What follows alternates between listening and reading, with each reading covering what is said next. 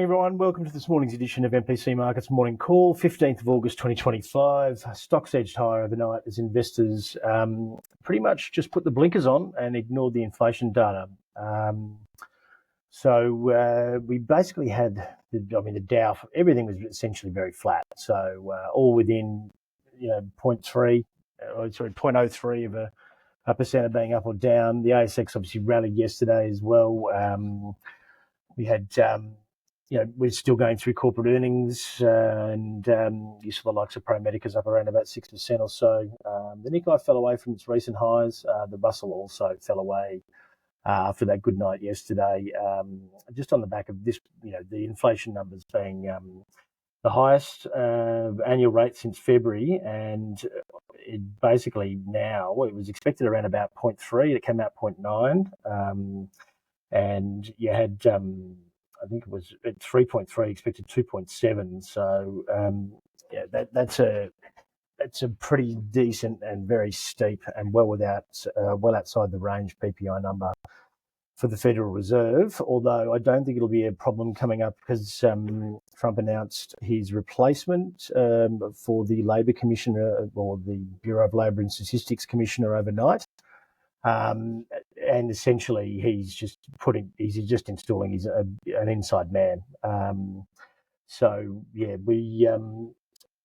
Looking at it overall, the guy's been a very outspoken critic of the Bureau of Labor and Statistics. He doesn't believe in the way that they do their numbers. And essentially, EJ Antoni is his name. He was at the Capitol riots back in 2021, he was present. He wasn't in there, but he was still there. So he's obviously a bit of a Trump fanatic. And I would assume we'll do as he's told. So we will expect the numbers to come out as per what President Trump and Treasury Secretary Bessent need and want, and that is, at the moment, they want 1.75 worth of rate cuts, as Scott Bessent came out and publicly said last night. So jobless claims fell slightly, but like I said, I think the numbers from here on in will be, there is a lot of concerns, and it isn't just me wearing a tinfoil hat. There are a lot of concerns around the market, from economists and institutional banks, basically saying that they fear the numbers will be just manipulated now, because the only thing that moves the needle on debt is, which is their biggest problem over there, is rates coming down. And I worked out yesterday, somewhere around the $185 billion a year mark, just on what they've got to refinance this year. But if they can get the rest of it done around 2% lower, it's $400 billion a year in saved interest costs. So at the moment, they need to pay over $1 trillion in interest, and at above $1.1 trillion, it's mathematically impossible to pay back the debt. So, so if you can reduce nearly half of it by getting rates down, and I'm sure Trump would be political suicide to say it, but not that he tends to care, but they will be very happy for the US to have a short, sharp recession. They'll get rates down, and then I dare say they will. By that stage, he'll have his inside man on the Fed Reserve, the Fed chairman, installed as well, and they will print, and then which will inevitably cause inflation. But by the time that inflation comes through, it'll be someone else's problem. So, sorry to be a little bit grim on a Friday, but I dare say that's what's playing out, and that's the gut feel I've had, and it felt very conspiracy theorist to say it, but there is several fairly highly respected economists around the world that are essentially donning the tinfoil hat with me. So John Deere had earnings overnight, was fairly disappointing. They were down about 6%, but they don't tend to report particularly well. The CEO is not very bullish. He basically said this, he outlines all the risks. So he's not a showman per se. So they do tend to have some relatively dour earnings. Intel was the shining light overnight. It jumped quite considerably on the back, I think about 7%, on the back of a meeting with President Trump and potentially the US government taking a stake in that company. Amazon jumped a couple of percent, Eli Lilly as well. But as you can see, they're broadly flat or broadly just, mixed or down, essentially.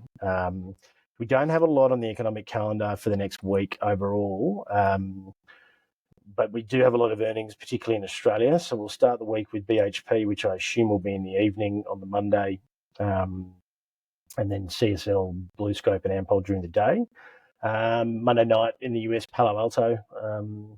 And then there's only the Trump Putin meeting over the weekend. I'm sure there'll be more commentary. So there may be a little bit of risk off tone. He's talking with Zelensky and Putin at the moment.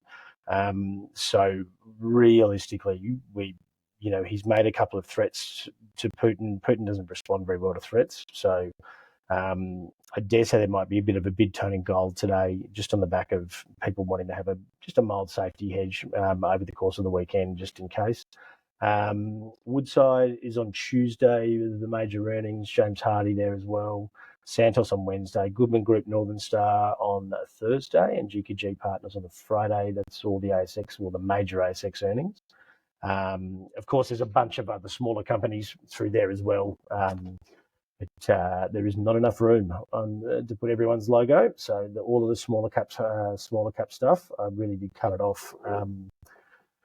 That ASX 200 mark or thereabouts. So nothing. Walmart might be interesting on Thursday in the US. Baidu as well is on Wednesday. We've had some reasonable results from Alibaba, Home Depot, and TJX, and Lowe's. So they're all, that's effectively your Bunnings, Home Depot. It's pretty similar as well, and Lowe's, but I dare say that'll give a bit of an idea of what's going on, in the construction area, area of the market. Bunnings always seems to do well, but not much on the economic front. FOMC minutes and a couple of European inflation numbers on Wednesday, manufacturing PMI in the States on Thursday, and then the Jackson Hole Summit starts on Friday, and we'll go over the course of the weekend. It could be interesting. So that's like the Fed's sort of symposium. And I would imagine that, the likes of Apple and Nvidia and Intel have all gone to the White House and kissed the ring, essentially, or to Mar-a-Lago. These guys who obviously they've met up with the federal, important people within the economy, but business, titans of business as well.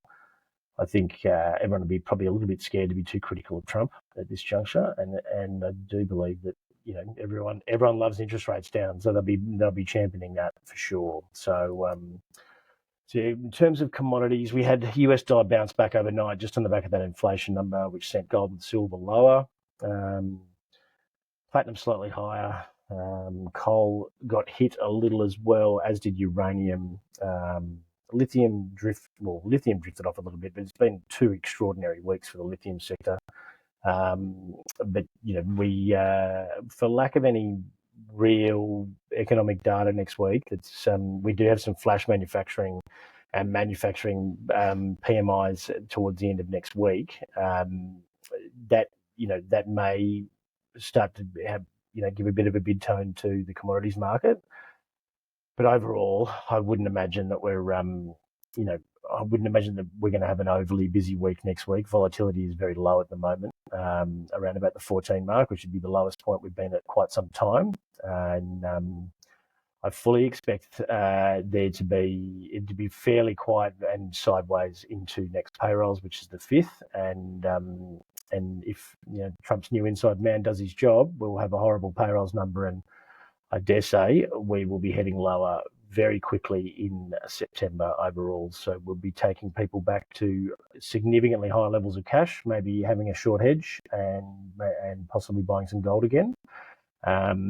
So that's generally the plan. But until we get through Aussie earnings, realistically, we will just deal with our current portfolio and move on from there, really. I don't see any major rush at this point in time, but that payrolls number could definitely be that next catalyst overall. So So yeah, that wraps it up for today. I hope everyone has a great weekend. Don't forget to check out the Bulls versus Bears podcast with myself and Jonathan Takadina this afternoon. We'll go through the week that was in financial markets and talk a little bit more in detail about what's affecting markets. You can grab that on YouTube, Spotify, Apple Podcasts, etc.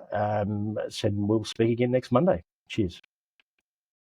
General advice warning. The content presented in this presentation is intended for informational purposes only and provides general advice only. It does not take into account your personal objectives, financial situation, or specific needs.